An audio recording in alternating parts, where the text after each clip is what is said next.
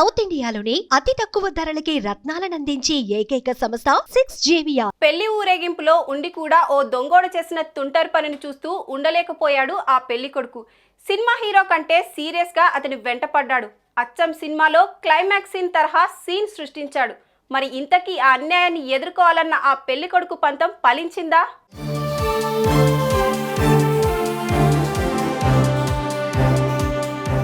ఉత్తరప్రదేశ్ రాష్ట్రంలోని మీరట్లోని దంగర్వాలి ప్రాంతం నవంబర్ 23 ఆ పట్టణంలో ఓ పెళ్లి బరాత్ జరుగుతుంది.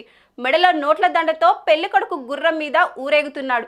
ఓవైపు డీజే పాటలు, మరోవైపు బంధుమిత్రుల డాన్సులతో అక్కడ పెళ్లి సందడి జోరుగా సాగుతుంది. ఇంతలో ఎక్కడి నుంచి వచ్చాడో ఓ యువకుడు ఊరేగింపులో దూరి పెళ్లి కొడుకు మెడలో ఉండే నోట్ల దండను కట్ చేశాడు. ఆ దండను లాక్కొని వెళ్లిపోయి కొంత దూరంలో ఉన్న తన టాటా మ్యాజిక్ లోడర్లో ఎక్కి స్టార్ట్ చేసి ముందుకు దూకిచ్చాడు. వేరే ఎవరన్నా అయితే పోతే పోనిలే అనుకొని ఊరుకునేవారేమో, కానీ ఆ పెళ్లి కొడుకు మాత్రం తాను ఎక్కిన అశ్వాన్ని ముందుకు దూకించాడు. సినిమా హీరో లెవెల్లో ఆ వెహికల్ని క్యాచ్ చేశాడు. ఆపరా ఆపు అంటూ వార్నింగ్ ఇచ్చిన ఆ దొంగోడు అసలు పట్టించుకోకపోవడంతోనే వెంటనే వెహికల్లోకి దూకేశాడు.